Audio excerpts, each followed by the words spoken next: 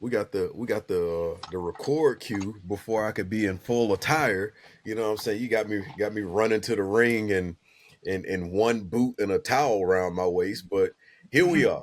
Wait, Ladies and wait, gentlemen, wait. What the? hey All man, right. you know what I'm saying? Like, hey, I was just getting out of the shower and they said, "Oh, you're on," like with a hot mic. What?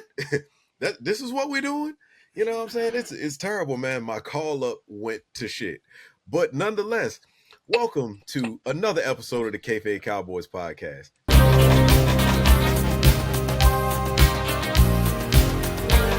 I am your host. I am the one that actually gets this thing rolling. The gorgeous one, G.A. Brown himself. And I feel like I fucked up this because I didn't give the whole energy of what we wanted to do. So we're going to run this back. Ladies and gentlemen, boys and girls, children of all ages, welcome to the most illustrious, the award-winning, world-renowned, critically acclaimed, award-winning podcast that ain't never going to win no motherfucking award. The safe space for black wrestling fans. I fucked it up again. This is not a safe space. I just want to throw Nigga, that just out say there. the name of the podcast. Jesus. The Kayfabe Cowboys podcast. Yo, so we're back again this week. As you can see, a lot of things are just falling apart. Sponsorship deals have not come through. The teleprompter isn't working. Creative has not hired new writers, so here I am just winging it. We're in a doldrum of wrestling creativity right now. So Shit is right dry. now, yeah, we're just grasping at straws right now. Who is we? All of us. So you are GA. Oh, well, anyway, I'm GA, the gorgeous one. The one that hosts this little tinker shop that we got going on here. Also on the screen, we have the man who is Mr. Rum and Red Bull, wrestling historian, fitted cap extraordinaire, and shoe aficionado, the one, the only legend, the OTG, the real OTG, Brother Legend. Say what's up to the folks, man. Heel Legend is here. That's it. What type Heel. of head is that? Is that almost like a Mason's head? Whoa. First of all, let's not do that because they watch. This is AUG 11. Shout out to my guys over at AUG 11. Got a promo code coming. We'll talk about that sponsorship a little bit later, but that's AUG 11. Yeah. Oh, you out here shaking ass and getting promo codes? I mean, is that money for the fam, or is that solo legend money? Because there are two legends. So I mean, there is a I Am Legend, and then there's a Mrs. I Am Legend. No. I'm talking about, is that for the Cowboys, or is that just a solo deal? I was trying to act like the computer froze. Also, we've got the man that runs the nigga. on everything that we do. I had a valid concern. But everything that we do. Okay. Dark Chocolate himself. It's gonna be a fucking banner right here next time we talk. The MP is gonna say MP Cafe right here. Mosburg's right here. The gentleman who is currently under 200 pounds. Shot. How you doing, brother? Talk to people. I'm actually very perturbed at this point. Ooh, niggas getting deals. Niggas making side deals off the Cowboy name. And I ain't seen a red cent. No one ever. If you watch the content I put out, which I know you don't, you would have seen the AUG 11 video about 6 months ago, sir. Thank you very much. Okay. That just goes to show that you don't watch the content I put out. Meanwhile, I watched you, help somebody build their content from nothing. I've helped weddings. I watched all of it. I watched you get in the car, back up. You know what I'm saying? I watched you wake up at 6 a.m. I watched you take your child to school. I've even watched you explain a new camera that you got on camera. But nigga, my nigga, we talking about money, and you got deals, and you're promoting said deal on this platform. You asked. I didn't bring this to the forefront. This is true. Upon cross-examination, I believe Brother Nick has a valid point. you solicited for information. He didn't offer it willingly. I didn't. Okay. You know, I see y'all niggas in cahoots. Hey man, I'm not in cahoots. I'm in Puss in Boots. Yo, what is happening with this Barely. episode? Hey, but also the man that, you know, since you all are right now at odds, the man who is running a multi-million-dollar media marketing company, the man who is putting some things together for my nonprofit right now, if you will, the one who is responsible for the audio visuals of the Kayfabe Cowboys podcast, the one, the only, Brother Shadrick. Say what's up to the folks, Mike. What's going on, people? It's dry here. It's dry here. It's like, you know, I was about to say something else. We're gonna have to bleep out. But we ain't got no work. We ain't got no work on these streets. Nah, ain't no work out here. Yeah, it's like when nope. But anyway, at any rate, we have an itinerary for the day that we're going to try to stick to. But I do believe, as I have accepted this as a part of our platform and our routine, I am excited to hear Brother Shadrick's icebreaker for the week. Got a little gas on it. All right. So yeah, I had 2 icebreakers, but I'm gonna just stick with one. And so we've been hearing a lot of talk about Mount Rushmores over the last couple of weeks. And, you know, when I thought about this, I was like, what's going to make this entertaining? And so I'm asking you fellas, as the world famous icebreaker for this week, what is your Mount Rushmore for IC champions?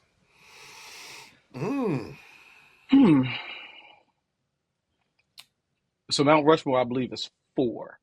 Yeah. 4. Okay. We already know my first answer.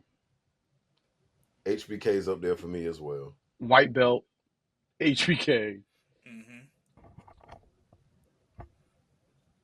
You almost have to say John Cena because he got his own IC title, I believe, if I remember. He's never won it.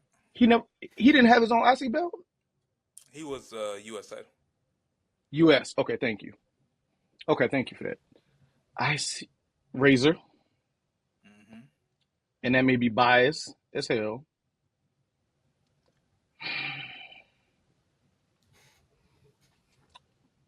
Because I didn't see him as a main eventer, I almost no, I don't want to put Warrior in there. Nope.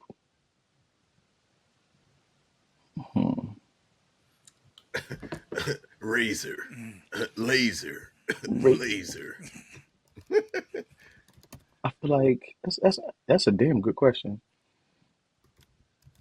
I would literally have to look, but of course, like I said, you got Sean, you got Razor.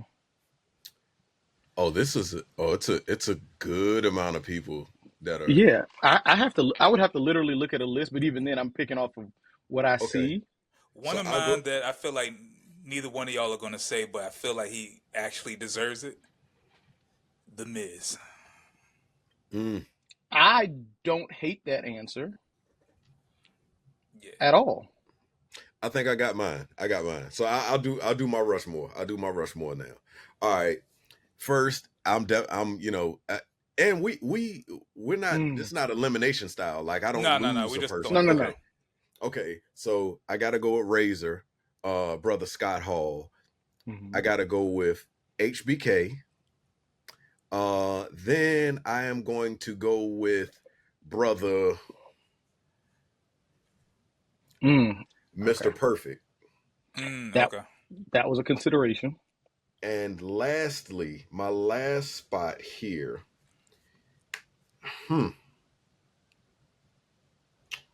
My last spot here, I think I'm gonna go Chris Jericho. I ain't mad at that.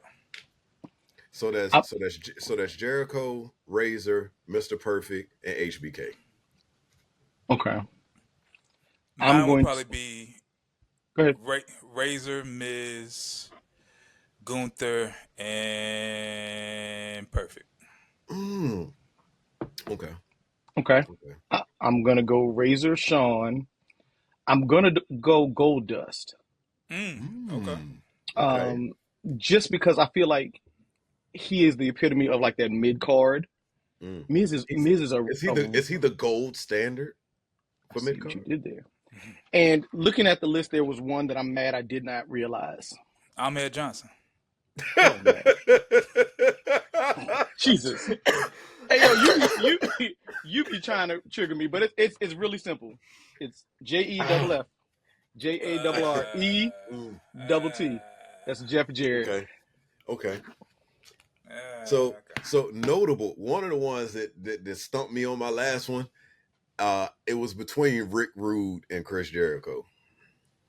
Rick Rude only held the belt for like 3 months in like 1990. Man. But Rick Rude, he's simply ravishing.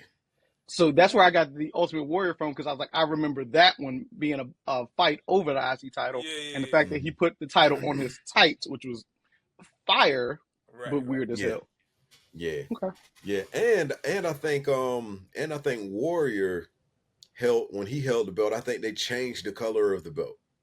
I think that's when the yellow belt came. I think they did a different strap. They used the yellow one then. Yeah. Hey man, that was a good one, brother. There's a lot of dope names on this list. Like just kind of going through it, there's some heavy hitters on this list. Dolph Ziggler. Ooh, you could put Cody up there. You definitely could put Cody up there. Well, not anymore now, because where he is. I forgot Roman held it. That meme that I sent y'all earlier. How serendipitous is it that my birth month and day gets me to have Cody Rhodes and Hell in a Cell? I think my life was meant to be at odds with Cody Rhodes. Yes, I was destined for this role. Yeah. I'm not being something. I'm not pretending. I was born into this. Mm-hmm. Cody, catch this fade, my nigga. Please. we definitely using that as a clip. All right, please. Yeah. All right, what we talking about this week, fellas? What we going, brother Lidge? All right, so we have to touch on Backlash, because it's kind of what we do. Mm-hmm. That's the title of this episode, Wacklash. Yeah, I mean, listen, whack. We'll get into it. Let's just hop in really quickly. Fatal 4-Way, what did you think about it? For the IC title, I believe it was LA Knight. Yeah. Mm-hmm. Oh, okay, cool. No one IC. That was US. US, excuse me. Yeah, you're right. I keep see how much we didn't care about this PLA at all. So and that might have been the match of the night. Actually, there's no might in it. Yeah. Oh, let's not start that conversation up again. We know what happened last time. Okay. So LA Knight, Jacob Fatu, Drew McIntyre, and Damian Priest. Mm-hmm. Thoughts? I wasn't mad at the match. Each person came out of that match looking good. Everybody got their spots. Everybody was able to get their shit in, and this did wonders for Jacob Fatu. It put him in the ring with like real solid contenders. Like Drew McIntyre's been at the top of the card for the past 5, 6, 7 years. Mm-hmm. Damian Priest has been the golden child over the past couple of years at the top of the card as a champion. LA Knight, it has been Mr. Promo, Mr. Slim Jim, Mr. Fanfare, and Jacob. Yeah, he got a Slim Jim endorsement. And to put Jacob Fatu in the ring with all of them, and for him to come out on top and retain the title, I think it was a great idea, and nobody lost anything by not getting the win. Yeah, to be honest with you, I skimmed through the whole pay-per-view, so I didn't even really watch the whole thing because it was very whack and terrible. But I did watch more of that match than anything. And I'm just a fan of Jacob. Like, he can really do no wrong in my eyes.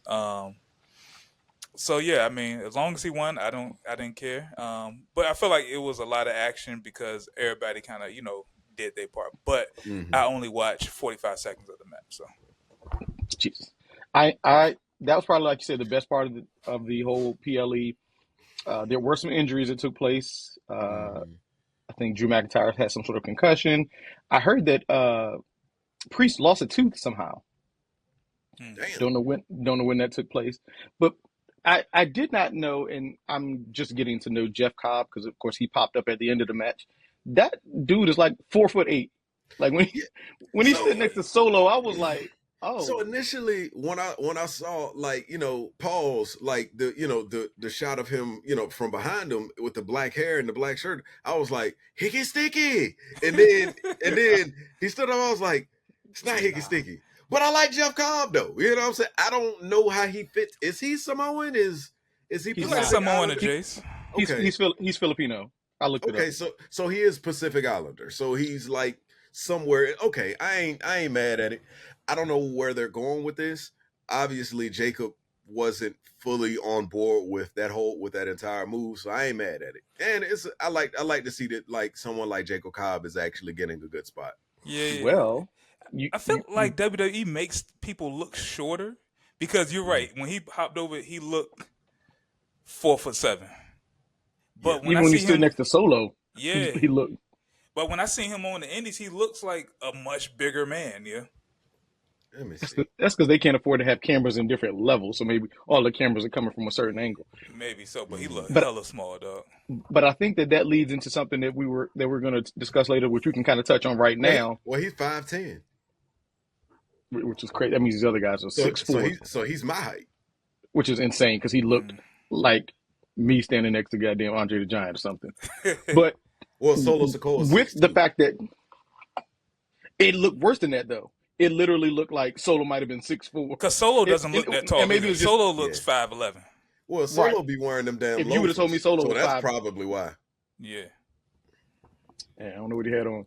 But you mentioned something I wanted to touch on before we move on was the look of Jacob, like what's going on here. I think that leans into that separation that everybody is predicting. Now that means that Solo has his enforcer back again. And I think that may be where they're headed with that story as we progress. Because like he said yesterday, he's out of or was it Friday night? He said I'm out of soldiers, and he's not lying because the rest of them boys are out of there. Yeah. I think it's pretty much like he needs somebody. Solo needs somebody around, and I feel like when Tama Lord, whatever that nigga name is, when they were hurt, then he don't really have anybody to kind of lean on. And so I feel like his character is kind of like a manipulator, so he has to have somebody around. So now that he has Jeff Cobb around, I feel like that's going to automatically lead to them taking that U.S. title off of Jacob.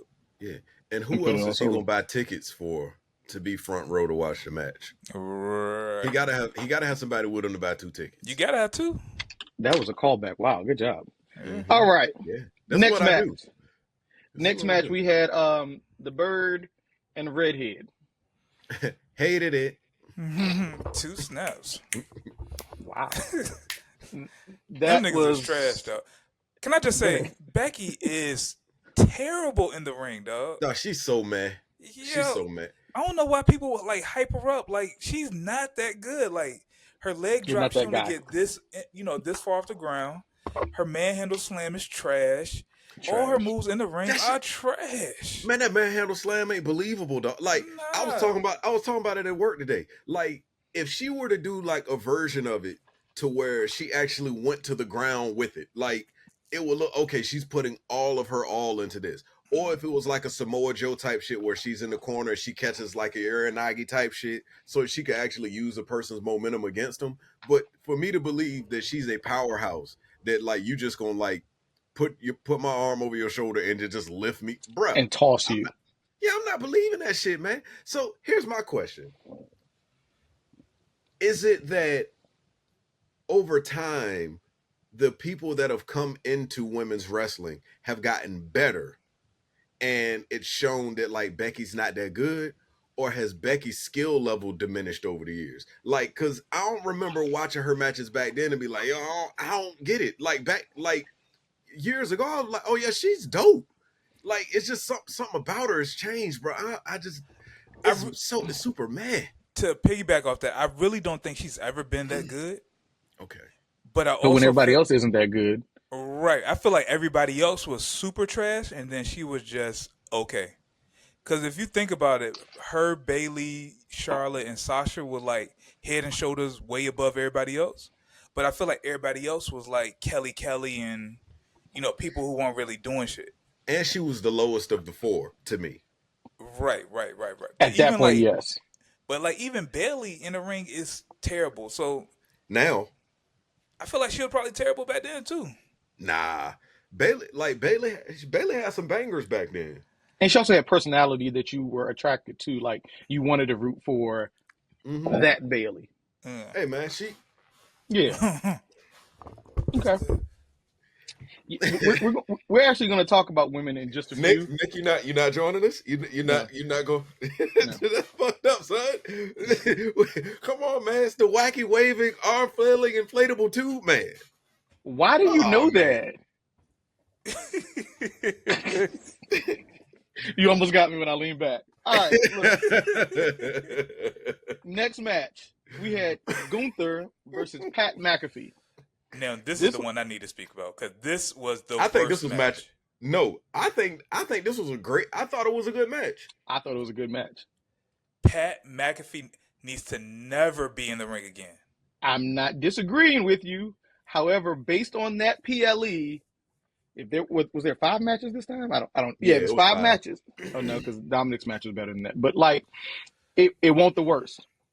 It was definitely better than Becky's match. Yeah, it was. Hey, it was top 5, and it won't number 5. I tell you that much. Nigga, those kicks and all that, his whole offense looked trash. Yo. Well, he's not a wrestler. But I feel like, and that's what you can lean on. But and they leaned onto it when he jumped over. Like decreased. I feel like when he was in NXT fighting, like his offense looked very believable.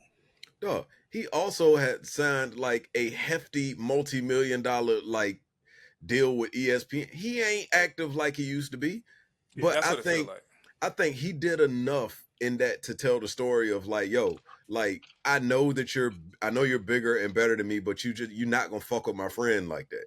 Like, and I think all of us can kind of like can kind of like connect with that, like, because I done got into some shit behind like, yo, like if it go down, I'm probably gonna get my ass whooped, but you not finna son my homie like that. You know what I'm saying? Like, it might not be the best.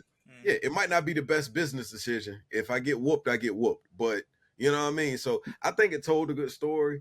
And I liked how, you know how in like traditional wrestling matches, like the babyface gets the hot comeback or whatever, and this, that, and third. It was so believable because like in every fight, you might be able to get a little shit in, but if you're not good, you can get your ass whooped. So like every time he got a bit of offense in, Gunther reminded him of like, no, this ain't you. He never got to take over. So I like the story that they told. And then the fact that at the end of the match, Gunther showed him a sign of respect. Like, yeah, I whooped your ass, but I respect you. That's where they lost me on that one. That the end of the match is where they lost me. Because why are you showing respect to him? And then the next night or 2 nights later, you're not showing no type of respect to somebody who whooped your ass. But we'll get to that. I think he showed respect to him because it's like he could have easily been a commentator and cowered and not stood up for. And then with Gunther being somebody from a faction that, you know what I mean, that has been in fights because of his comrades, I think he just respected the fact that like, yo, he's not a coward and he didn't back down from me. And it wasn't something where Pat McAfee said like, yo, I'm the best wrestler. You don't belong in this ring. I'm going to kick your ass. Like he said, I'm not quite sure why I said that, but you're my friend and I'm not going to let him do, you know what I'm saying? I just think there was a respect factor as a man. Like, yo, you stepped up to me and you didn't back down. You took this ass whooping and took it proudly. I'm with you on that. And we'll talk about this a little bit later. For that to be one of the 5 matches on a PLE. That one there. Nah. We ain't got shit going on. But we don't. We don't. But that proves they ain't got shit going on. But then you got to look at another reason why they did it. Pat McAfee's name extends further outside of WWE land. So for them to be able to get some sort of like social media impressions, for this shit to be mentioned on ESPN and all of that, I think it served its purpose. Yeah, I guess so. So you are a fan of TKO just ruining wrestling. Okay, got it. Let's make sure we can notate that he likes the bastardization of wrestling by TKO. Hey, Hey man, my boy Matt McAfee was in the ring before TKO. All right. I like the fact that his shirt said "motherfucker," and they let it ride. He had to get it up off him quick. All right, cool. Dom Mysterio match, Penta match. That was great. I enjoyed that match. I love luchadors. I love Dirty Dom, greatest Intercontinental champion. He should be on he should be on my IC title. Mount Rushmore. He just got it. What, 3 weeks ago? Yeah. He's the greatest Mysterio Intercontinental champion ever. Okay. Man, they probably ain't even changed the side plates on that joint yet. Nah, they did. I looked. So is that 3 or that 4? Whatever. Main event. John Cena versus Randy Orton in Randy Orton's hometown. Mm-hmm. Them singing the song was crazy. Yeah. You felt it. And I'm gonna say this right now. That match was better than the Cena WrestleMania match. Yeah. True. And do you know why? Why? Because it was slow as shit? Not that, but Cena's dance partner was better in this match than the one he had at WrestleMania. I don't necessarily believe that. Oh, here we go. No, wait a minute. So you don't think that Randy Orton's better than Cody Rhodes? It's the way you said it. There was a lot of hate in that. It's like when Rashad says anything about what's the guy, the Puerto Rican Undertaker. Oh, Damian Priest. Damian Priest. Yeah, anytime he says it, it's a tinge of hate that we can't just quite go with. I don't like him. But I don't feel like Cody is that much better, or Randy's that much better than Cody. No, I don't believe that. I disagree. If we're talking right now, I don't see that. If we're talking prime Randy, okay. But right now, I agree with you, Shad, that it's not that much of a difference. And I actually think that... Is this prime Cody? Yeah. I don't think so. From a physical ability standpoint, is this prime Cody? No. He's getting older too. You know what I'm saying? So it's just like if we look at prime Randy, prime Randy's better than prime Cody in the ring. And also, this version of Randy is better than this version of Cody. Nah. Randy Orton's been doing the same moves, doing the same thing for the last 15 years, dog. And they look believable. Like, the shit that he does looks believable. I believe every move that this guy does, he believes that shit. Cody don't believe the moves that he tries to do. I don't believe the hanging DDT, because who's just going to lay there and let you DDT me? That's the one I don't believe. I mean, this is true, but when I say like not believe, like, you know what I mean, somebody would allow you to do these moves on him. It's just like you feel like he feels what he's doing. Yeah, like Cody just like the Cody cutter just ooh, that irks me. Like, why? Like, Okay. I hate that move. I'm usually not on your side. The one move that Cody does that I hate is the fall down punch. Oh my gosh, I hate that shit. Like, you mean to tell me, like, I'm going like if I see you fall on your back, I'm gonna let you punch me in my face. Like, yo, I will kick the shit out of your teeth. Like, what are you talking about? Wow. Hey, relax. Okay, so wait. Let's rein this in.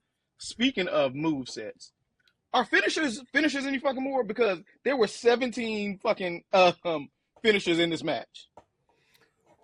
Hey man, hey, it's just like on Street Fighter, dog. You know what I'm saying? Like, the harder the competition, man, like the harder you got to work to get them up out of here, man. Yeah. They are finishers for a reason. They're supposed to. I get one in the heat of battle. There were at least 3 of each finisher. The attitude adjustment hasn't meant shit in 12, 15 years, though. Yeah.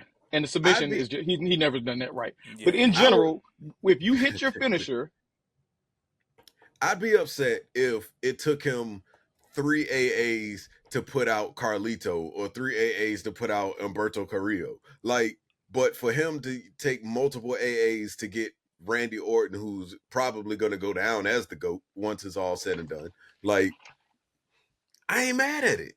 But I do feel that the finishers are not protected. No. The last protected finisher was the End of Days. We talked about this, though, because... And I think your argument was valid when we talked about it last time we spoke.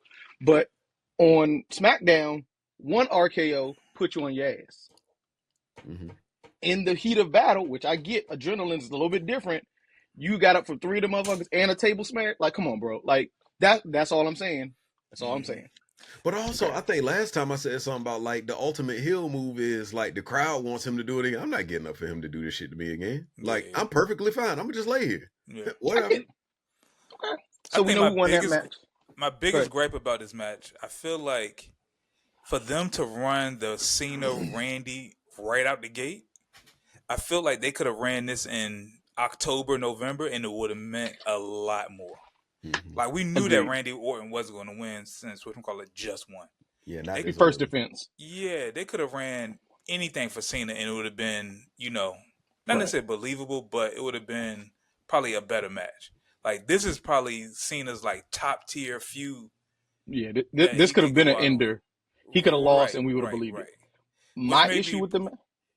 And I just want to throw this out there. And I feel like them putting Randy right now points to the fact that his last match is probably going to be against Cody. Oh yeah. Or maybe they run Randy back one more time and call it in. My issue with this match was the referees. I'm tired of referees getting tapped on their shoulder and falling out. But 2 referees went out. And instead of sending another referee, because it wasn't like he got attacked, you sent everybody from backstage. You mean to tell me the GM can't count 1, 2, 3? Oh, yeah. Hey man, he does not have the credentials. He's not sanctioned. He's not licensed. He don't got the shirt. How you gonna count it? Yeah, he didn't go to the class. Bianca Belair was just a referee in a championship match, my guy. She went to the Zoom meeting. She received the training. Like right. I'm not. Adam Pearce didn't receive the training. Adam Pearce did the you know what? Whatever. He didn't do the training. Let's get to the end of the night. I loved it. Goes through a table. I laughed, but I also like the fact it's super believable because R-Truth is friend. Like he and Randy Orton have a good relationship, but John Cena's also his hero, so it makes sense. His childhood hero. Like he grew up like idolizing John Cena. He's older. Yeah, like you know what I'm saying. Like, hey, little man raised him. Like it's believable for me to be like, yo, like, please, like you, my friend, don't hurt him. Yeah, I believe it. Yeah. So, and I think both of them were kind of, I think I think Randy Orton was protected in that moment because that's a believable R-Truth move. It wasn't R-Truth coming in for a DQ or nothing like that. It was just like, please don't do this to my hero. Like he's still delusional. Like and also another thing about R-Truth. He can cut this shit off. Like that hair shit looks. It feel like it's going further back. Further back, bruh. Like just cut that shit off, man. Like, Do you want to see this program between Cena and R-Truth after Cena put R-Truth through a table? I don't think we'll get a program. I think we'll get like some B content. Of like R-Truth trying to possibly do things to get back in John Cena's good graces, but I don't think we get a feud. I wouldn't mind seeing them wrestle at what's the Saturday night's main event? Yeah. I wouldn't mad against that. I wouldn't be mad if R-Truth actually beats John Cena for the title. Now that would be hilarious. Yeah, that would, because technically R-Truth has a winning record against Cody too. So that would be hilarious. When your idols become your rivals. But I think you're trying to piss me off, Shad. Why would you bring up Saturday Night Main Event? Why is there Saturday Night Main Event in the same month as Wacklash, Backlash, Randy Orton, Lash? What are we doing here, bro? Because it's on the itinerary. Yeah. And we have to talk about it. There's an agenda that we follow. There is an agenda. But why? Forget our agenda. Why is that WWE's agenda? What are we doing? It's a house show that they're putting on TV. Yeah, and we know Jey Uso's not gonna lose to Logan Paul because they've already set up this this Gunther match again, which I don't even know how he's in the title contention because all he did was beat Pat McAfee, and I thought we didn't do rematches again, but whatever. Hey man, Gunther, he just a real nigga. Like ain't nobody else in this locker room will stop me from getting my title shot. Like who would say something? Right. Say something, get your ass whooped. But can I just throw out there that this time of the year is hella trash, like overall. Like, I mean, I understand that, they take some time off off of Set it off.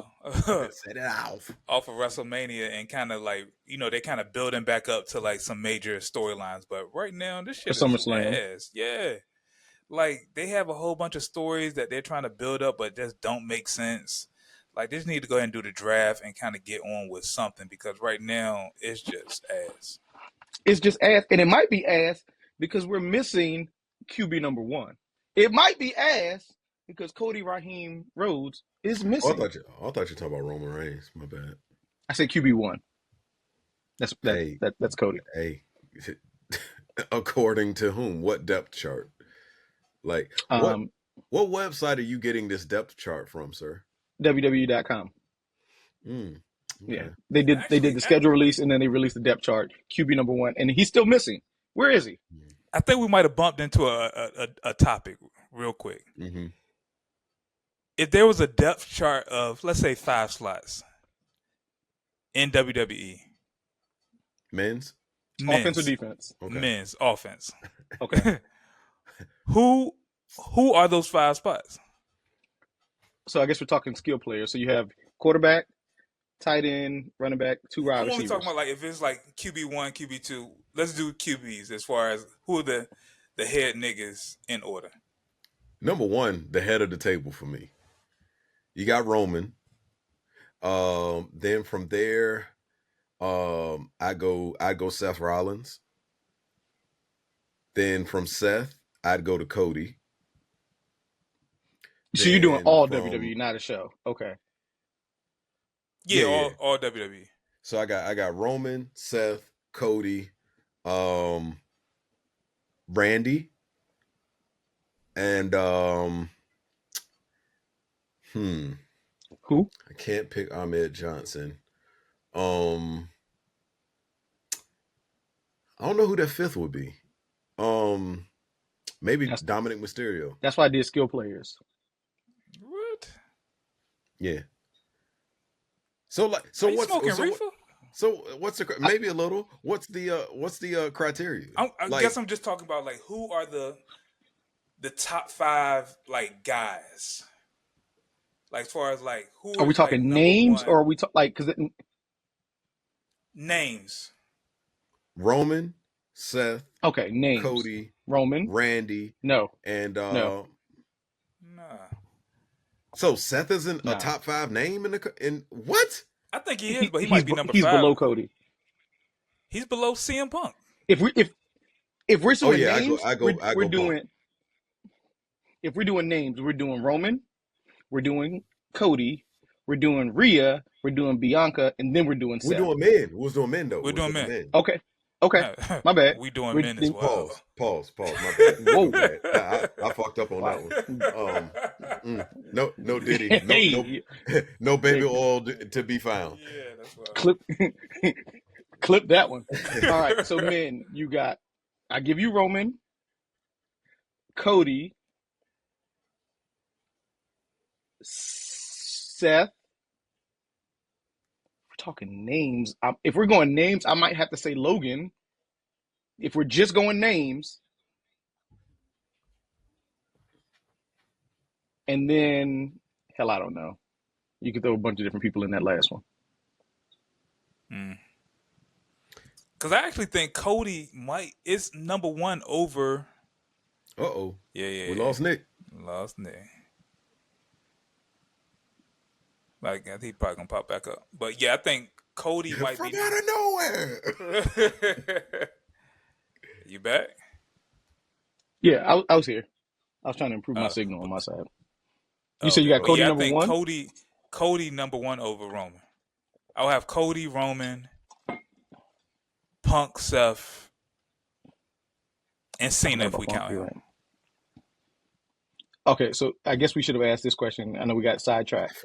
Are we talking? How the fuck I forget Cena? WWE in the WWE realm or outside of that? Like, if I say to somebody who doesn't watch wrestling, okay, but if I say who watches somebody who's on the street, you know who Roman Reigns is, they may know that. Okay. Hey, WWE realm, when Roman Reigns music hits, like it's all different. Shit stops. And, okay, and that's I forgot Punk. And to me, it's not a knock on Cody, even this is me being objective. Like whenever Roman's on the screen, there's something different about the aura that comes across in that presentation. Like it feels like they're doing things to make people to get that same feeling for Cody to get that feeling that Roman just gets from being there. Let me ask you a question though. Could that feeling be because I don't get it often? You appreciate we know what it is to not get something often. So when we get it, we appreciate it more. If we got it more often, like we get a lot of Cody pause that you go, I'm used to it, but it's still exciting. You at home waiting on that Cody. Only reason on that Roman. Like the only waiting on that tribal chief, if you know what I mean. The head of the table. Hey, the only reason that I say that is because I don't think we get mixed reactions when it comes to Roman. We get mixed reactions when it comes to Cody. Like now we're talking about like current day WWE. I think we get mixed reactions now for Roman. Like I don't know if he's a heel, if he's a face. No, I ain't talking about that. I'm talking about like we don't get like when Cody's cutting promos. Sometimes you can hear, and it's like because I think people are tired of the presentation. Like I don't know, man. I don't think that's a Cody thing. I think people are tired. They get tired of the good guy always. Yeah. So I don't think that's a Cody thing, but they booed him because it was Cena. I don't think they would have booed him against someone else who didn't have. They've been booing Cena for years. Right. Oh, you're talking about the same people that were booing Cena. Okay.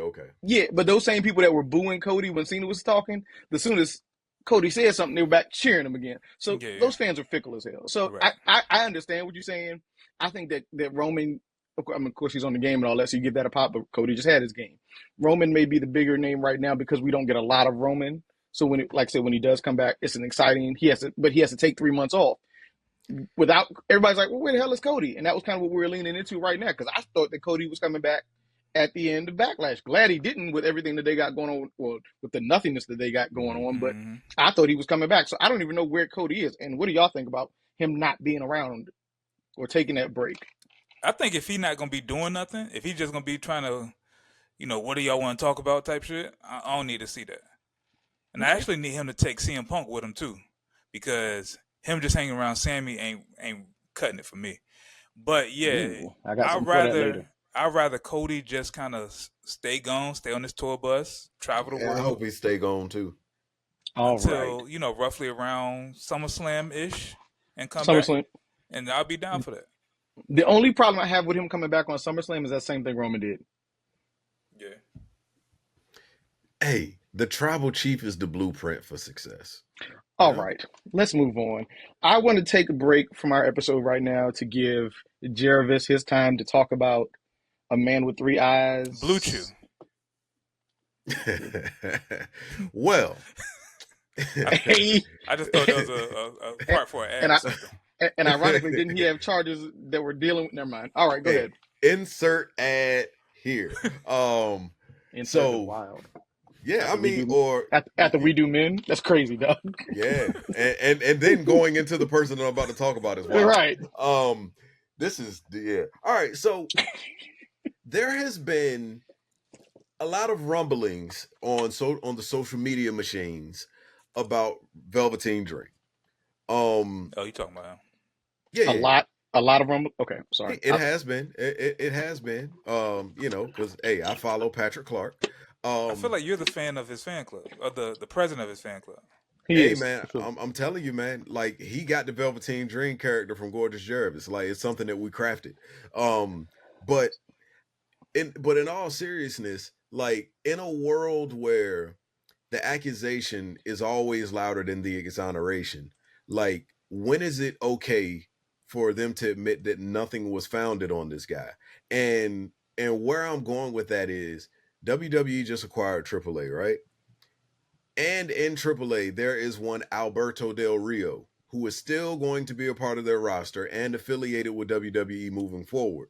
So how in the blue hell can Albert Del Rio with all of the shit that he's had, like the false imprisonment and all sorts of shit that he's been accused of, the shit that he did to Paige, and Paige is rumored to be coming back, all of that stuff, he can still be affiliated. But the man who was slated to be a megastar coming up very soon prior to all that bullshit, he was accused of, I'm not saying whether he did it or didn't, but the fact that nothing was found and no charges, no convictions, no nothing was placed on this guy. If somebody like Alberto Del Rio is going to get their, their moment in the sun potentially coming soon, and to me, he's always been super meh, if not below meh in the ring. Velveteen Dream needs to get that same sort of second chance. That's just all I'm saying. Like, because he was so does Big O, right? He don't got the name value as a Velveteen Dream. Who? Also, Odyssey Jones. Odyssey Jones. He was on TV for 3 days. Like, so being on TV for a length of time matters to you. No, what they did. What I'm talking about, like, yes, what they did or didn't do does matter. But I'm saying with regard to like deserving to get the star power, like Velveteen Dream was the biggest star in NXT when he was there. He was going to be the next big. Who was bigger than him? Adam Cole. Yeah, I was gonna say Adam Cole. I think Adam Cole's presentation with Cole. Yeah, him too. He needs a jacket. That's why he wears that jacket to the ring. But okay, all right. So arguably the biggest star in shit. You know what? I take it back. He was the biggest star. He was the biggest WWE star in NXT because Adam Cole got his notoriety elsewhere. Like, the Dream built his character up in NXT. Adam Cole came with instant notoriety. That was the black and gold era where they were signing all the indie stars that came in with their own fan base or whatever. Like, I was just excited to see where he was going. The matches that he put on cooked. His promo cooked. His presentation was different. That whole androgynous shit was like, it was unique because nobody else was doing it. And like, I don't know, man. Like, they really I think they dropped the ball. And I would love to see that guy get a second chance. Even if it means he goes to Booker T's Reality of Wrestling, works his way up to get back on Evolve and into NXT. Not saying they need to give him a shot to put him on SmackDown or Raw next week, but give the man a fair shake, because I think there is a cell of fans that want to see Velveteen Dream back in WWE at some point. Is he like your biggest like wrestling like what if? Oh, my bad. I was doing my dream pose. Yeah. I think he could definitely be in the argument for it because he was taking shots at Hogan. He was dressing as Hulk Hogan. He was talking about Terry on TV. Like, the things that they were allowing him to do and the interactions they were allowing him to have, like, they were about to strap a rocket to that dude. Like, it's sad the way that it happened, and the timing of it couldn't have been worse. Maybe his moment has passed. Yeah. So I would say as of right now, he might be the biggest what if. Yeah, I could say that. Okay. All right. You feel better now? You got that above your chest? Okay, apparently you do. Yeah. Quick question, guys. Y'all think the Lucha Brothers are coming soon? It's definitely happening. Like, I would like to see that. Yeah. There's been a lot of backstage attacks, and with nobody having any backup, and my brother's here somewhere, and it doesn't look like you're about to put gold on me, at least on Raw. Why not take out the New Day? And make the tag titles worth something. Yeah. I'm not gonna hold you. Like, there's a lot of hype about these guys, but Solo, they're kind of mid to me. Well, they're a tag team. So initially they were supposed to debut together. Yeah. They were supposed to be the Motor City Machine Gun spot. Right. And Tony Khan decided to be. Yeah, like him holding up that release or whatever. I ain't mad at it because business is business. Like, I get it. But the sum is better than the part, is more important than the parts to me. So like Penta's amazing. His presentation's amazing. Ray Phoenix, does really good work. I think Penta's aura. I think Ray Phoenix needs Penta's aura. Yeah, because Ray Phoenix just seemed real like basic. He seems Dragon Lee-ish by himself. Yeah. But when they actually put them together and you actually get to see them cook as a team, and then I'm thinking about, I can only imagine what their musical is gonna sound like, because they probably have two of the best songs in WWE right now. Like, their entrance music is insane. So it's gonna be shit. It's gonna be pyro falling from the heavens when them two dudes get together. Mm-hmm. I just hope that they don't join the LWO. That's all I ask. Whatever it is, don't put them with the LWO.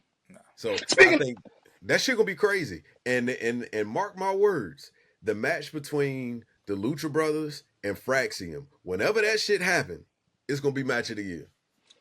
I see what you did there. I can see that. I see what you did there, because Fraxium just got a big win the other day. Yeah. Fraxium got a huge win Friday. Yeah. Against one of my favorite tag teams, the best frog splash in the business. My future Jey Uso, because he's about to be the next guy up to get a rocket strap. Pause. How you feel, GA? I have multiple things that I think about this.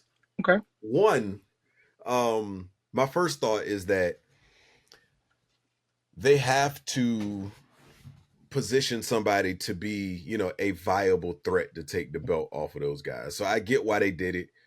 Fraxium has been like, I think they were like the best tag team in the world or some shit like that. This Very true. Year. They were. So I think with them getting a win over Pretty Deadly and was it Los Garza? Mm-hmm. Like them beating them, like, all right, Los Garza is Pretty Deadly is really good in the ring, but their reception is a little But them being able to get into a position where now is, we got to take these guys serious because they beat the champs. Mm-hmm. You know what I'm saying? I'm glad it wasn't in a title defense, but now I think you've made them seem more viable to where when they do have a match, it could be believable that they beat them. And then the other thing that I'm thinking about is, if this leads to them taking the belts off of the Street Profits, does that first loss sow the seeds of Montez starting to believe that Angelo's holding them back? So I didn't see the match. Did it end with something like that though? I can't remember. I don't recall. That may be one of those cuts. You know how they cut at the wrong time lately, or put a commercial in the wrong spot. Yeah, but I'm just thinking, like, that could be all right, we lost. Like, this whole new presentation, the only thing, the only weakness in what we have has been you. All along, the weakness has been you. I get it, but this is when he's actually showing how good he is, Dawkins. I mean, so that now. But him showing how good he is actually would make sense for them to split, because then we can have a feud that would actually be good. Yeah. I think the way this works without a feud is they lose the belt somehow, and then only one of them gets drafted to Raw. So the team gets broken up, because you don't always need a feud with a breakup, to me. Or Pete, they bought some new ingredients. I'm about to cook a little bit. Okay. Or they lose the belts and only one of them gets in the Money in the Bank qualifier match. Oh, that's happening anyway. And Montez gets in Money in the Bank and wins Money in the Bank. Nope. Let me borrow your recipe. They both get in and they do what they were doing with that Jade Bianca tease, but this match actually happens. So then, as my boy, you slapped the shit out of me. Now we fighting for real. Because they kept doing that tease with Bianca and Jade for the longest, and it never happened. Right. Even with the title, the new title they created. I don't remember which one, because I always get those two confused. I could see that. Now they're both in it, or one of them has to lose to the other, or one of them pins. Maybe they both make it to the chamber, and they think that they're gonna work together. And Montez got a pin dog. Starts to, I see what y'all putting down, right? And I feel like the only way for me it will work is if both of them have qualifying matches for Money in the Bank, but instead of Montez getting in, Dawkins gets in, and now Montez is angry, or that kind of plants the seeds of like, yo, I'm the one doing all the work, I'm the one doing all the shine, I'm the one that's looking the part, but this nigga gets in. And he made us lose our titles, if that, happens. Yeah, that works too. Now I feel like, because I feel like the money is in Montez as the heel. Yeah. But I feel like if they just go to their own separate brands, I feel like that doesn't set you off on the right path. Like, you need something that's going to make it so where both individuals are going out on their own on the right foot. Because I feel like Angelo, if he just goes out on his own without like a feud or anything like that, he's going to be in the next round of cuts. So they need to feud, and then they can go their separate ways, and then both of them can kind of stand on their own 2 feet. But here's the thing. If that is the case and they have a feud and Montez wins, what does that do for Doc at that point? I don't care what it does for Doc. Like, in all honesty, wow. Okay. I'm like, and I don't want to see nobody lose their job. So this is not me saying I want Dawkins to lose his job, but like, honestly, I haven't cared for Angelo Dawkins ever until recently. I still don't. I care. Like, the only reason I care for Angelo Dawkins is because he's on a team with Montez Ford. Like, that's really it. Like, that's just like, yo, if you my man's and that's your friend, I only fuck with him because you my friend.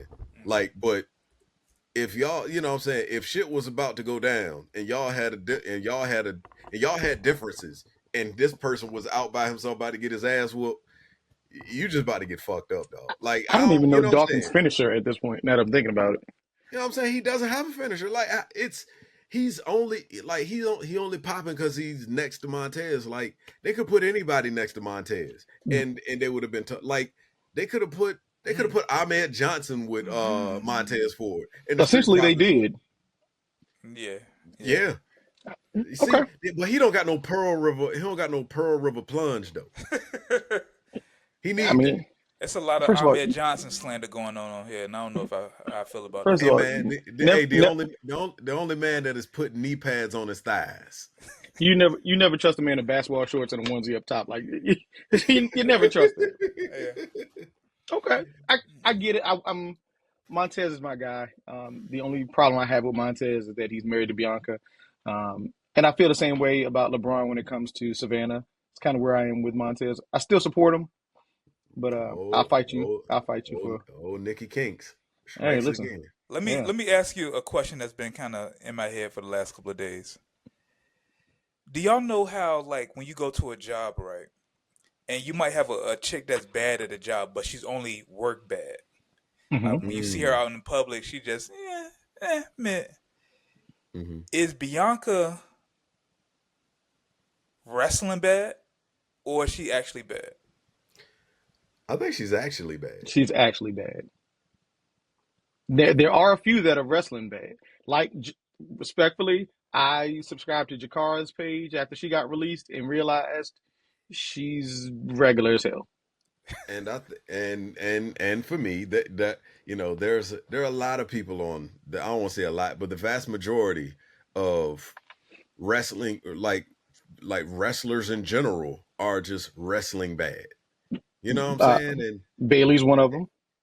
It's kind of like we got a saying at the shipyard, like shipyard bad. A shipyard 10 sometimes could be a 3 on the outside of the shipyard. Yeah. You know what I'm saying? If this is all that I get to look at, then the curve is different. Pause. Right. Like, it's, you know what I mean? I'm judging on a different scale. You know what I'm saying? Like, the bell curve is a bit different. You know what I'm saying? Like, if everybody in the class is very intelligent, then the bell curve is, it's going to be a bit higher. Like, I'm expecting more.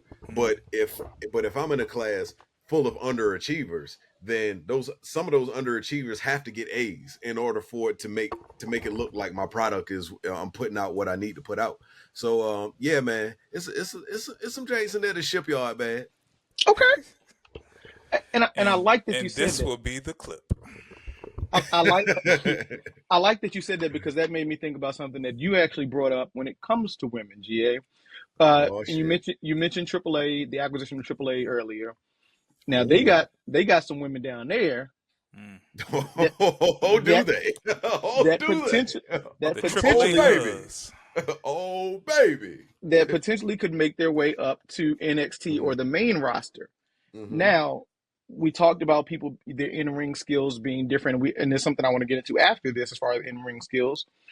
But do you see that, when you come for those federations where you have to work harder to get noticed, can you see that clashing with the different style, I'll say, that we have in WWE? And could that show kinks in the armor of the women of WWE? So here's what I'll say to Who that. are the women that's down there though?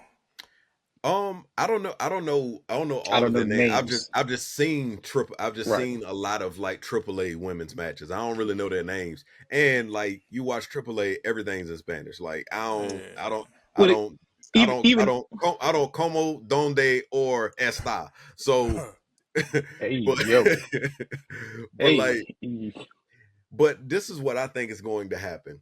I think the work rate in a AAA is different than mm-hmm, what we see on WWE. And I think, in all fairness, a lot of those AAA women are going to be resigned to the mid card to put on bangers in the mid card. Because mm-hmm. if they put some of them at the top of the card with the people that have been positioned to be the faces of the company or the best wrestlers in the company, they're going to get exposed. Mm-hmm. And it's no knock on them. WWE has a style. Like Different people have style, come yeah. from different walks of life. Like Bianca Belair didn't wrestle until she tried out for NXT. Right. Like, Right. so it's not a knock on Bianca's upbringing. Like, she took advantage of an opportunity and she's done the best at it. But there are some women in this in the company. Her athleticism will show off anywhere. You know what I mean? But there are some people that are positioned at the top of this card. One of whom we spoke about earlier. They better not put Becky Lynch in a match with somebody from AAA. Yeah. They can't put Becky Lynch in a match with Stephanie Vaquer. They can't put her in a match with Julia. They probably won't put her in a match with Roxanne Perez because, like, it will, like, if Roxanne Perez or Stephanie or Julia or somebody was already at the top of the card, her being in a match with them and not faring as well wouldn't look as bad on her because she's at the top of the card. They have that status. Mm-hmm. But somebody that doesn't have that status as of yet, that would dance and wrestle circles around her, it would really make her look bad. Yeah, so they're going to protect it, like somebody like a Charlotte Flair. She's not going to be in matches with nobody from AAA. Like, even though Stephanie Vaquer has said something to her about them doing the same move, doing the devil's kiss, Charlotte Flair ain't gonna be in no match with Stephanie Vaquer. Like, it, because they have to protect where they've invested that money, and that's just what it is. But they gonna put on some bangers. I can think of somebody like a Zoe Stark putting on some crazy matches with some women in AAA. You know So what I'm saying? Or I'll take it a somebody like step further. Ivy Nile. Ivy Nile put on a good match with Stephanie Vaquer. Like, it's their work rate is different than the women that have been WWE pushed to the top of the card. I'm gonna need y'all to send me some of these clips of these AAA women's wrestlers because I have no idea. Under 45 seconds. We know you, bro. But I'll even take it a step further. It's aesthetically pleasing too. I bet. If you remember, Chelsea Green used to be in, and I can't remember the federation, Lucha Underground. So she was fighting men and like going at those matches were bangers. That's not the same Chelsea Green we get in WWE. So there's a change in the presentation. So people go, oh, Chelsea's whack. I'm like, Chelsea was fighting dudes and putting on, Chelsea been in the ring with Ray. Chelsea been in the ring with Penta. Yep. Chelsea gonna fucking, like, she gonna cook. When they put her in the match with a women's wrestler that, you know what I mean, that can go, she gonna get to turn on that other part of herself that we haven't been able to see in WWE. Like, when she can tap back into the Lucha Underground Chelsea Green, bruh, even somebody like her, they've muzzled her her work rate to fit in where they want her to be in the card. You talking about Same Chelsea thing Green? They did with Shinsuke. Yeah. Same thing they did with Shinsuke. If they unleash Chelsea to let her do what she really does, like, it's gonna make a lot of people look bad. Just like you said with Shinsuke. Shinsuke's been watered down. Even when NXT, Shinsuke was Shinsuke. When he got up to the main roster, we can't let him be that in the main roster because it's gonna make the other people we put money into look bad. Right. Like, I feel like creatively they're like, yo, this guy's piping hot. we got to have him win the Rumble. But then I think they saw all of the excitement around it and the expectation and like how like he's catapulted above the names of the people that they put it. Oh no, we can't let that happen. Yeah. So speaking of which, I want to go back 2 seconds. That's why the whole thing with Zelina Vega pissed me off, because ain't no way you telling me that Zelina Vega is better than Chelsea with some of the things I've seen from Chelsea in these other matches. And also because we talked about like work rate and things like that. You can't make me believe that Zelina Vega's getting that goddamn flip off that big ass girl. What's her bodyguard's name? Oh, Piper. Yeah. Piper. You can't. 112-pound Zelina Vega is flipping Piper Niven. Okay, sorry. Got off track. But even somebody like Zelina Vega, I feel like Zelina Vega, who you know, what I mean, she ain't the tightest in the ring, but I also feel that she is the. But I also feel that she hasn't been able to open up and do everything that she's possibly capable of. Because she's not good at what she already does. So I think there could be a world where because a wrestler has to be a particular style to fit in where they need them to be, they're doing things that aren't natural to them. And that could be a possibility. Yeah. Like, you know what I'm saying? Like if I'm known for doing flippy shit and I'm known for having a faster work rate, but you all don't want me to do that, now I'm a fish out of water. You know what I'm saying? Like right. It just sucks that we and I don't know if we'll ever get to see Chelsea Green be Chelsea Green. You know what I mean? Yeah. But yeah, they're going to protect their investment as best they can until they can say that and we lost them. They're going to protect their investment until they have somebody that they built up from AAA to say that we made them into a star before they put them at the top of the card. Right. Yeah, I feel like they have, Chelsea Green, like I said, I've seen clips of her and she can actually go. But I feel like just the WWE style isn't. It's just different. Yeah, it has to appeal to the masses. Yeah, it's not predicated on just being the best wrestler in the world. It's being who's more entertaining, who can tell a story. It's just like a music playlist. Like it has to. It's Z104. It can't be 103 jams. It can't be the country. It has to. The goal is to appeal to the masses. Right. I got 2 more things I want to touch on before we go. Yeah. Because you mentioned Julia and you mentioned Roxanne. We had conversations about Roxanne and her work rate and things like that before. Did Roxanne need Julia to get caught up? Because I feel like Julia got caught up very fast. The pairing of those 2 together, do you feel like that was done out of necessity or so that they didn't butcher it like they butchered Bird Woman? What are your thoughts on that? I think it's out of necessity. I feel like the only way that you could really make an impact, especially when you don't really have too much going on, is to bring 2 or 3 people together. And so I feel like Roxanne and Julia didn't really have anything going on once they lost the match to Stephanie. So I was like, all right, let's go ahead and just bring them up together so they can be established as a unit or, a loosely associated unit. And now that they're on the roster, we can now, split them up or, really highlight them because now they've actually pretty much they established themselves as like the top women in NXT and now they're coming up to the main roster. So I feel like that was very much out of necessity. Otherwise, Julia might get lost in the shuffle if she would just came in on her own and then she's on main event in 2 weeks. What I would like to see is Julia's injury changed a lot for her in NXT. That was, that was part of how Stephanie Becker ended up winning the NXT Women's Championship because she had to go off of TV. What I would like to see and then came right back. But go ahead. Yeah, right, like a month later. Yeah. But writing was on the wall. Stephanie Becker is like the biggest star in women's in NXT. Debatable. I'm kidding. Oh, okay. Yeah, because last time I did talk about what her contract was, right? No. So when she got signed, like we talk about how she had to choose where she wanted to go, but she chose NXT to be able to work on her English. Yeah, like her English. Yeah. What I would like to see is just because Julia appeared on Raw doesn't mean that she has to be on the main roster. I would like to see Julia go back and put on a banger and be the one to take the belt off of Stephanie, so Stephanie can go up to the main roster. And but then we get it. She got her patch though. She already got her patch. Okay. all right. What? Yeah, once you get that patch, it's card subject to change. Yeah. Okay. But you know, if I were booking it, I'd like to see Julia go back, put on a match that, you know, put on a 5-star match with Stephanie, be the one to give Stephanie, to send Stephanie off to the main roster, and then we get a year of Julia just dominating the women's division in NXT.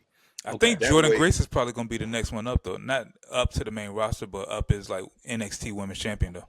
She better fix her in-ring work because she been. Yeah, I hope not. My only thing with that is I like Stephanie where she is very much like I like Oba where he is, because if you do send Stephanie up, we've seen what she can do in the ring with the current women's champion.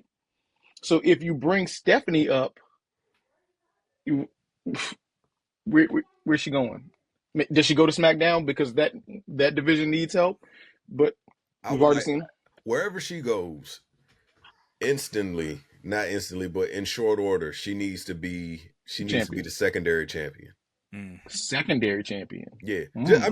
Just so people that are like the main roster to get to know her fans can know, like kind of like how they did with Gunther, because Gunther was the man in NXT and NXT UK. And if he would have come in right away and won the main championship, they were like, "Who the fuck is this dude?" Yeah. He established himself by having that incredible reign as the IC champion. So, but they didn't bring Gunther up like they've been bringing these NXT girls up. So if she came in and immediately kicked the door down and was like, "Tiffy time, me, you, Royal Rumble," yeah, it ain't gonna work.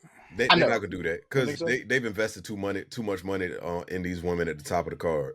Okay. So like There's definitely nothing invested in that mid card shit. So. That's like that secondary title needs somebody. Yeah. And I both think of them somebody both of them I think Stephanie winning one of those joints and like holding the belt for a year and putting on bangers every fucking week for a year will then give her the ability to have a Mania match to where she could like win the women's championship or something like that. Right. Okay. Last thing, do you all have WWE 2K25? I do not. Nah, I need to get it. Okay, so I bought it when it first came out to get all of the free perks. And I noticed something. They do a lot of matches. They have these intergender matches where, you know, a guy can fight a girl, but then they have the tag team matches where a guy and girl, and if you hit the girl, you get disqualified. I bring all that up because last night I was playing and the computer was Rhea Ripley. I was Rhea Ripley. WWE 2K25 does not have like an alternate outfit. So we both had the exact same outfit on. Mm-hmm. And it made me think of two recent things that I saw on WWE TV. One was Tiffy Time and Charlotte, with basically the same pink outfit, looking the same. Mm-hmm. And then Monday, there was a tag team match where Roxanne Perez and Rhea Ripley could have been twins. Yeah. And I feel like this is like happening more often. The Arnold Schwarzenegger, Danny DeVito twins. Yeah.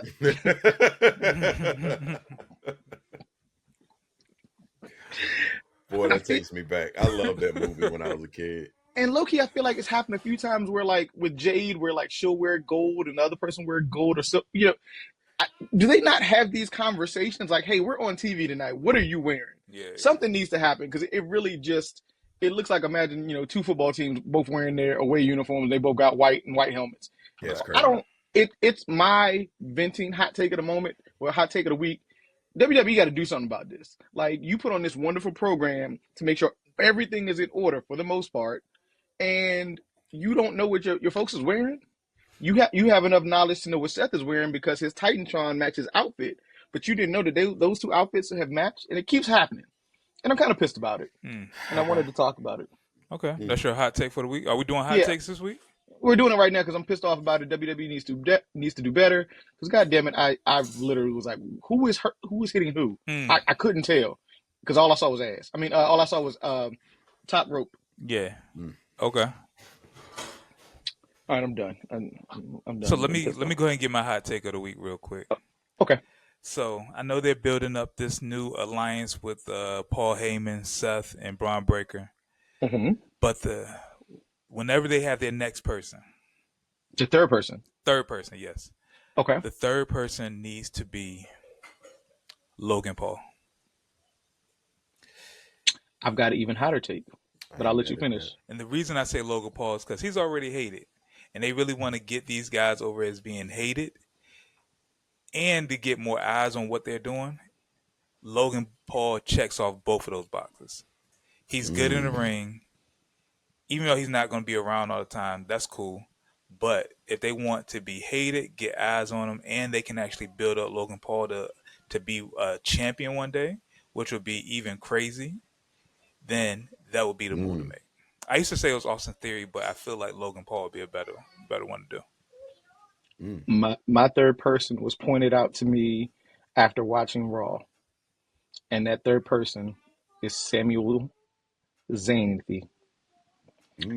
If you look in the ring, they stood there very similar to the what's the group that Roman and the Shield. The Shield, yeah, excuse me.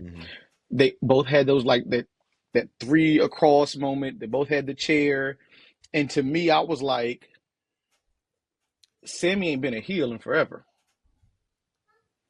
and he's not getting over with this diehard fans behind me, Hulkamania type. I'm going to get it. I'm going to get it. I need some help.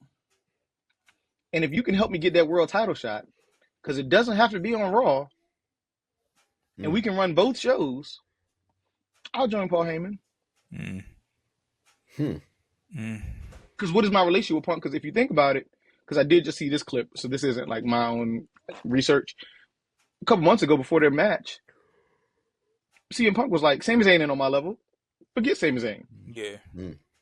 Now we best friends because the enemy of my enemy is my friend? Nah. I'm gonna take your head off. I get what you're saying. Saturday night main event. I get that. I just don't see Sammy fitting in on a long-term basis. It ain't got to be long-term. It ain't got to be.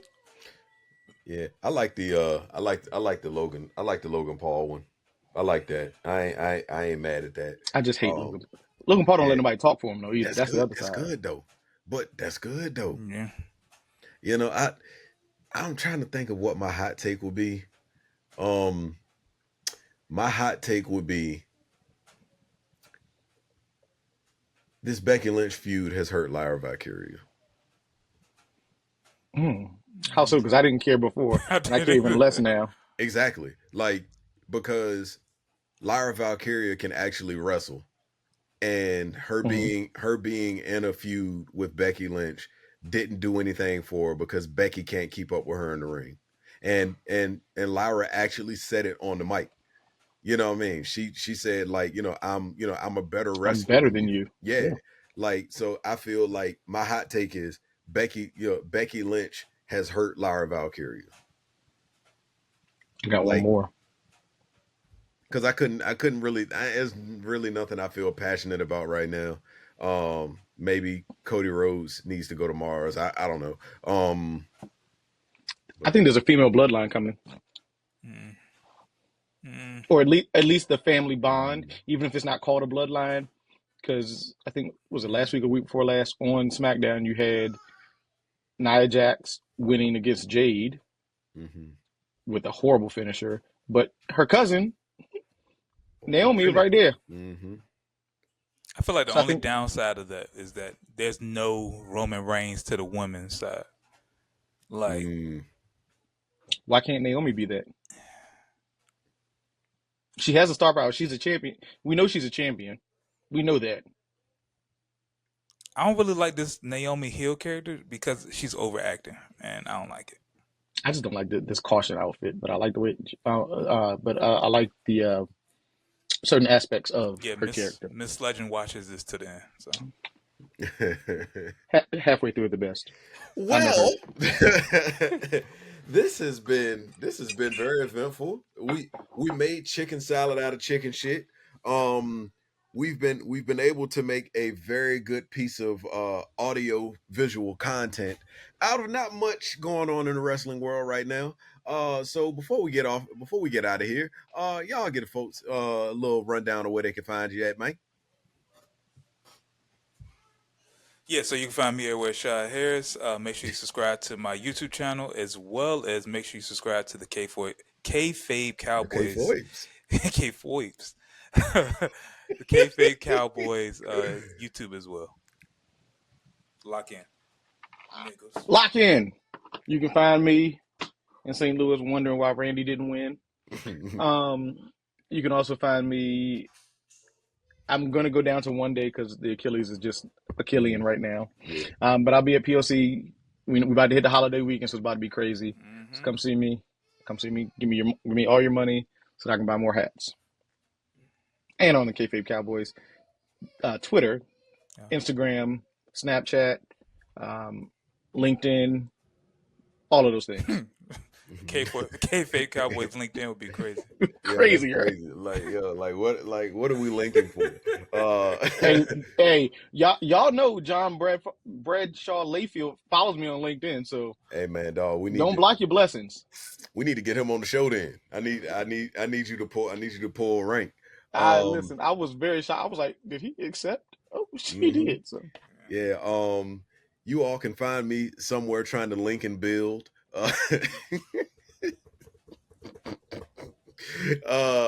But you can find me here on the Kayfabe Cowboys podcast. You can find me on Instagrams at Zach Morris.